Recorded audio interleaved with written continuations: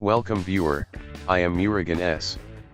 This video tutorial describes how to disable real-time protection in Bitdefender Total Security 2020. Click Protection. Click Antivirus Settings.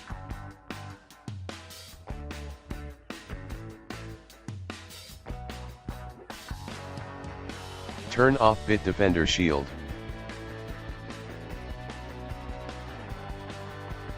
Change the time.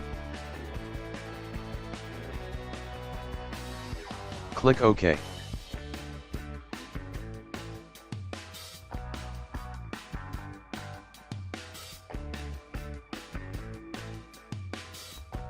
Real-time protection is disabled.